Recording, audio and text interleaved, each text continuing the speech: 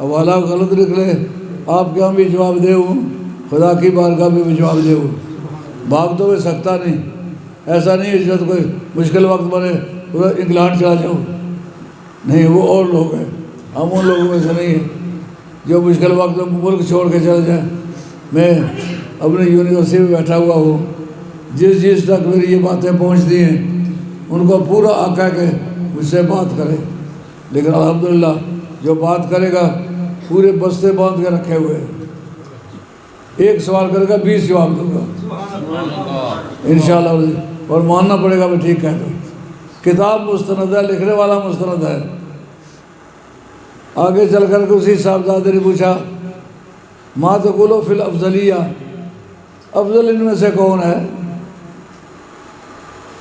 آپ فرماتے ہیں ابو بکر۔ انہوں نے کہا ابا جی یہ خلفاء میں انہوں نے فرمایا اما علی وَإِنَّهُ مِنْ آلِ بیتِ رسول صلی اللہ علیہ وسلم فَلَا يُقَاسُ بِهِ مَخَدُمٌ، علی جو ہے وہ آل بیت رسول میں سے ہے، ان کے برابر کوئی شخص نہیں ہو سکتا۔ جس وقت کسی حدیث کو محدثین اور مجتہدین اختیار کر لینے، وہ اگر کمزور بھی ہو تو مضبوط ہو جاتی ہے، اس پر کوئی الزام نہیں ہے کسی طرح کا بھی، کسی محدث نے اس پر اعتراض نہیں کیا۔ تو اس مناسبت سے آپ کو ماننا ہوگا تمام امت میں افضل حضرت ابوبکر صدیق کی ذات پاک ہے، اور ان کا جو غار میں سرکار کے ساتھ وقت گزارنا ہے،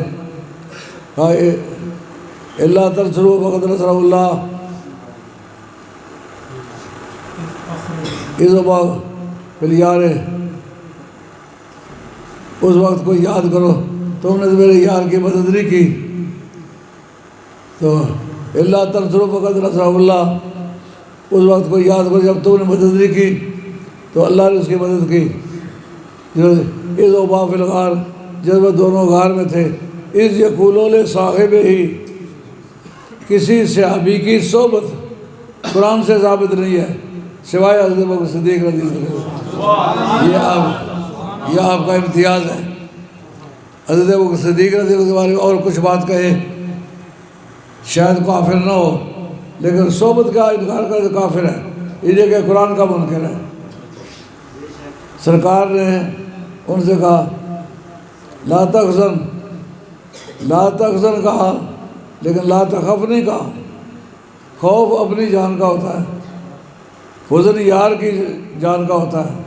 یعنی حضرت ابوبکر صدیق کو اپنے بارے میں کوئی پریشانی نہیں تھی، جب گھر سے چلے تو سارے بیچے اساں سودا کیتا بازار مدینے والے تو صدقے نی میری جند جان سیو سالار مدینے والے تھی۔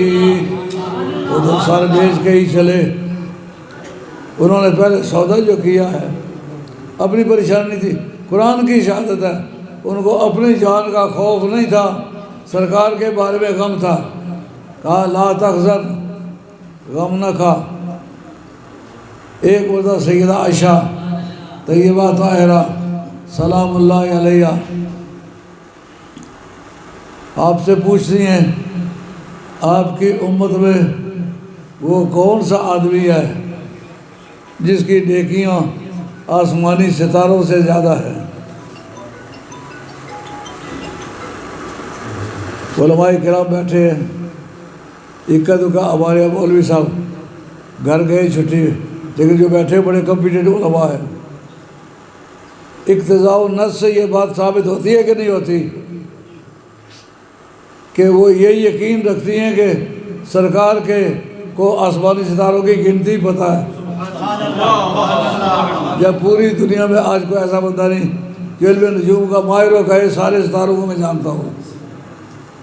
ایک دوسرا یہ بات تقاضا کرتی ہے کہ نہیں جناب سیدہ عائشہ کا یہ بھی عقیدہ ہے جو آپ کے امتی گزر چکے ہیں، جو موجود ہے، جو آئندہ ہے، ان کی کل نیکیاں کتنی ہیں؟ انہوں نے تنہائی میں کوئی برائیاں کی ہیں، نیکیاں کی ہیں، لڑائیوں میں، گھروں میں، خاندانی معاملات میں، جتنی بھی ان کی نیکیاں ہیں، اگر وہ سب کو نہ جانے تو موازنہ کس طرح ہوگا؟ اقتضاء النص سے سرکار کا علم غیب ثابت ہوتا ہے، یہ نہیں ہوتا۔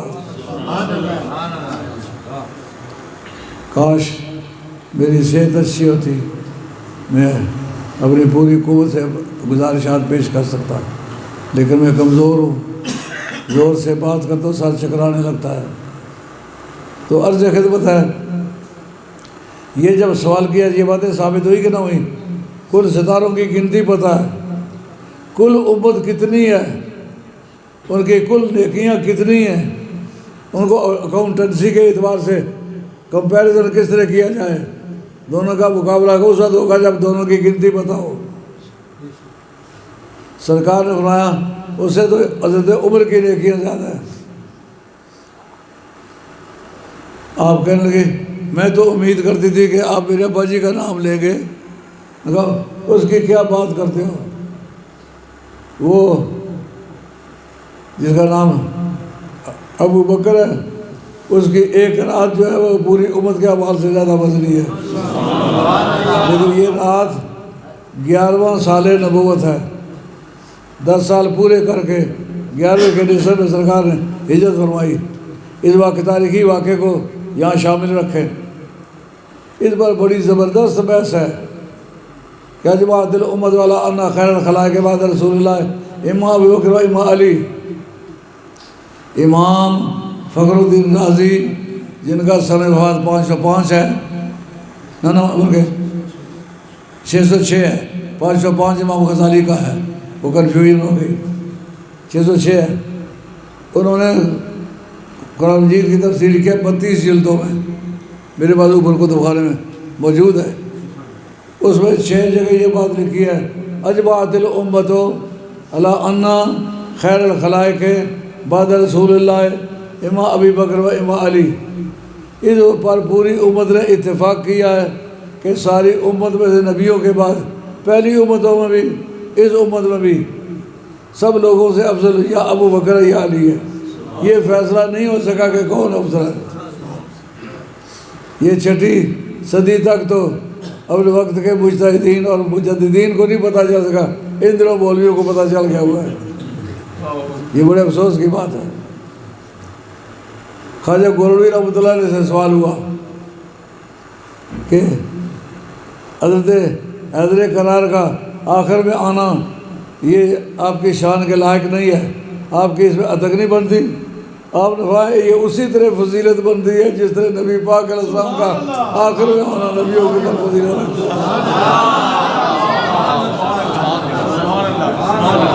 اب میں تو معمولی آدمی ہوں، خواجہ گولڑوی رحمۃ اللہ کا دھکا کون سہنے والا ہے؟ جس طرح سرکار کا آخر میں آنا فضیلت ہے، اسی طرح علی کا آخر میں آنا فضیلت ہے۔ تو اب یہ موقع کون سا؟ یہ 11واں سال نبوت ہے، مگر جس وقت احزاب کی جنگ ہوئی یہ 5واں سال ہجرت ہے۔ اس لڑائی میں ایسا ہوا کہ مسلمان 1000 کی تعداد میں تھے، تقریباً 3000 کی تعداد میں تھے، 1/3 کا آپ سے مقابلہ تھا، 2/3 3/3 اور 1/3 یہ مقابلہ تھا۔ اس واسطے یہ طے کرنا پڑا کہ لڑائی کا کیا طریقہ کار اختیار کریں۔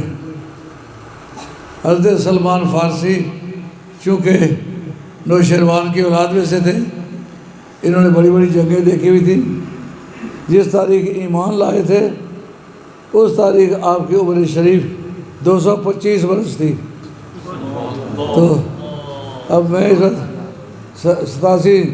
87واں سال گزار کے 88ویں سال میں تو اٹھا بیٹھ نہیں سکتا، تو 225 برس اس وقت لائف ایکسپیکٹنسی جو ہے وہ 63 سے 65 سال تک تھی۔ جس وقت لائف ایکسپیکٹنسی یعنی ایوریج عمر جو ہے وہ 63 سے 65 سال تک تھی، اس وقت ان کی عمر 225 برس تھی۔ انہوں نے کہا یا رسول اللہ لڑیں گے، گھبرانے کی کوئی بات نہیں۔ جس وقت ہمارے یہاں لڑائیاں ہوتی تھی ہم گنتی میں تھوڑے ہوتے تھے، دشمن زیادہ ہوتے تھے، تو ہم ایسا کرتے تھے کہ گردا کے خندق کھود لیتے تھے، دو راستے چھوڑتے تھے، یا ضرورت کے وقت باہر جانا یا دشمن کے آنے کے لیے راستہ چھوڑنا، جو آتا جائے اس کو چنتے جائے۔ تو اس وقت خندقیں کھودی گئی۔ ایک خندق جس پر سرکار خود تھے، جناب حیدر قرار تھے، حضرت ابوبکر صدیق تھے، حضرت عمر فاروق تھے، حضرت عثمان غنی تھے، یہ بڑے بڑے چوٹی کے جنگی جرنیل موجود ہیں۔ اس وقت میں ایک دشمن جرت کر کے وہ غار خدا کے پار آنا چاہتا ہے، لیکن وہ غار کا دہانہ بہت بڑا تھا، اس لیے گھوڑا اس خندق کو پار نہ کر سکا، وہ گر گیا۔ جو ہی وہ نیچے گرا گھوڑے سمیت، مولا مرزا رب کو یاد کر کے پیچھے کود گئے۔ یہ کیج کی پہلی کشتی ہے جو آپ ٹی وی پہ دیکھتے ہیں، یہ کیج کی کشتی ہے۔ کیج میں لاکھوں بے ایمانیاں کرتے ہیں، کبھی اوپر سے بیلچہ پھینک دیا، کبھی کرسی پھینک دی، کبھی اور کوئی چیز پھینک دی، کبھی دروازہ کھول کے اندر چلے گئے، کبھی تالے کاٹ کے اندر چلے گئے۔ وہ کیج کی کشتی نہیں ہے، کیج کی کشتی علی کی کشتی ہے۔ جس کر کے پیچھے ہی کود گئے، اس کو کہا جوان کھڑا ہو جا، وہ کر وار۔ اس نے کہا میں بڑا بہادر آدمی ہوں، میں پہلا وار نہیں کیا کرتا۔ تھوڑا بہتر ہے کر لو، تمہارے خاندان کے لوگ برسیے پڑیں گے، موقع ہی نہیں دیا، کر وار کیا۔ مولا مرزا نے بائیں ہاتھ کی ڈھال پہ لیا، ابھی سیدھا ہی ہوتا تھا، مار کے تلوار دو ٹکڑے کر دیے، جس کر کے باہر آ گئے۔